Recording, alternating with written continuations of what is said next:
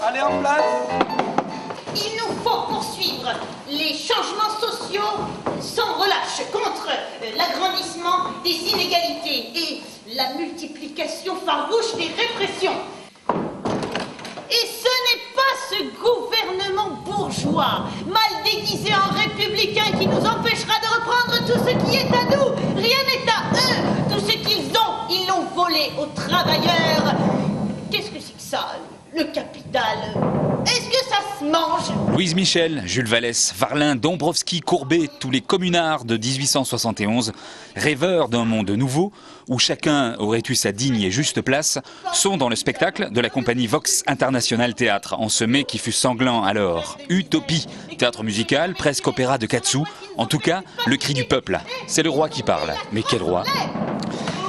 Alors j'interprète effectivement le rôle d'un roi qui est un roi imaginaire en fait, puisque cette histoire trace un parallèle entre l'historique de la commune et puis une partie fantastique qui est là pour pouvoir poser les questions qui m'intéressaient de poser sur la commune, mais de façon différente, d'une façon je dirais un peu naïve.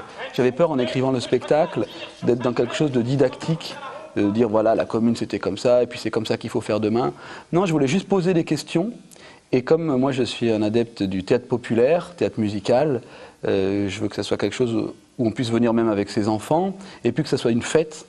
Et donc est venue cette idée de mêler le conte fantastique à l'histoire historique, si je puis dire, à la grande histoire, pour poser des questions de façon différente. Le roi est une poupée. Voilà, j'ai un double, effectivement, sur le plateau, qui est une poupée.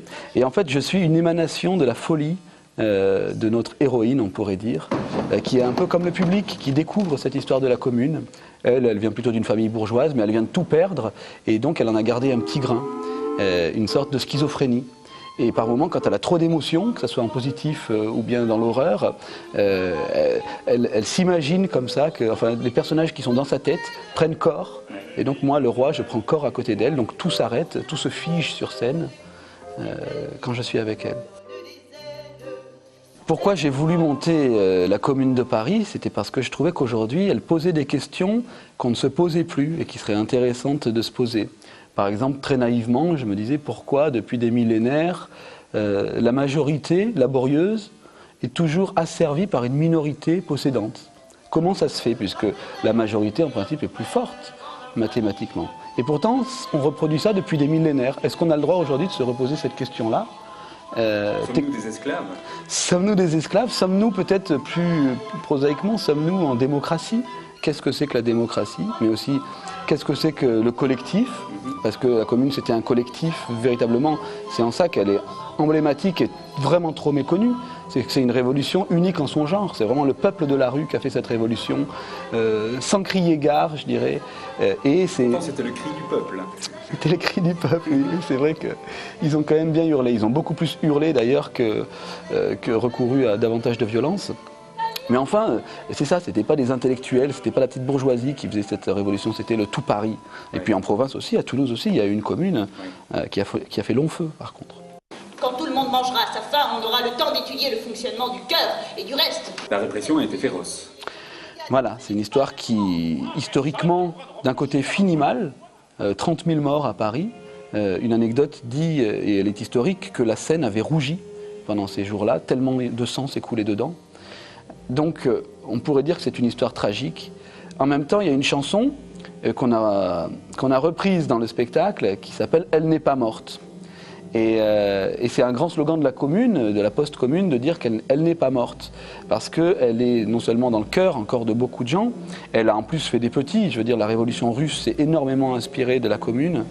Et puis, elle a aussi participé, par exemple, 30 ans plus tard, on a eu en France l'école laïque, on a eu la séparation de l'Église et de l'État, etc.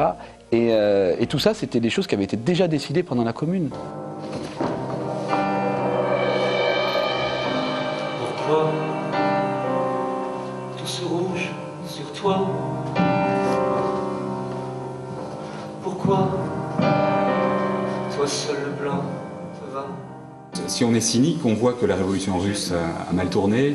La commune, s'ils avaient gagné, peut-être quelques chefs auraient pris le pouvoir pour leur propre compte. Peut-être, peut-être. Moi, je ne sais pas, après les 9 semaines qu'a duré la commune, je ne sais pas ce qui aurait pu se passer si la commune avait gagné. Bien sûr, on a déjà vu dans l'histoire tellement d'exemples où ce genre de mouvement finissait effectivement dans les mains de quelques-uns.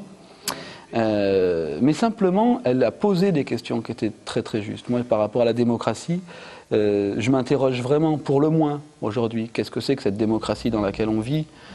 Et déjà à l'époque, la Troisième République, où on avait élu Adolphe Thiers, mais il avait été élu par les campagnes finalement, et les campagnes étaient complètement endoctrinées, avaient un vote, bon, ils votaient pour les potentats, pour les petits chefs locaux, pour les nobles, pour le seigneur, parce que leurs infos, bon, c'était pas TF1 certes à l'époque, mais c'était le maître, le curé. Comme le tunnel qui plonge en eau profonde et qui, au bout, ne mène encore que noir. À quoi bon vivre? À quoi bon? Je crois qu'on vote comme le système nous permet aussi de voter. À nous, bien sûr, de nous émanciper, mais c'est vrai que le système n'est pas favorable à une vraie démocratie. La démocratie, c'est quand même le pouvoir exercé par le peuple. Et aujourd'hui, je ne crois pas que ça soit le cas. Je ne crois pas que les gouvernants qui nous représentent aient beaucoup à voir avec le peuple qui les élit. Chaque fois que l'on croit qu'il y a un espace. Pour son spectacle, dans la tournée, Guillaume Paul invite une chorale locale de 15 chanteurs. Pour quitter son armure. Et c'est comme ça dans chaque ville dans laquelle on tourne, c'est-à-dire que c'est, si je peux me permettre, le cœur, enfin c'est le peuple de la ville dans laquelle on joue qui fait lui-même le spectacle. Et il a un rôle très important, ce chœur, hein. C'est pas comme un orchestre qu'on mettrait dans un coin. Ils font vraiment partie intégrante de la mise en scène, ce qui fait qu'on est obligé de se rencontrer très très fort, de travailler. C'est déjà une utopie de monter en quelques jours un spectacle avec un nouveau chœur, mais c'est vrai que c'est du coup un partage avec les gens d'ici. Et ça, c'est une aventure extraordinaire. Et puis ça donne au spectacle aussi une ampleur que je n'ai jamais connue dans les spectacles que j'ai faits jusqu'à présent.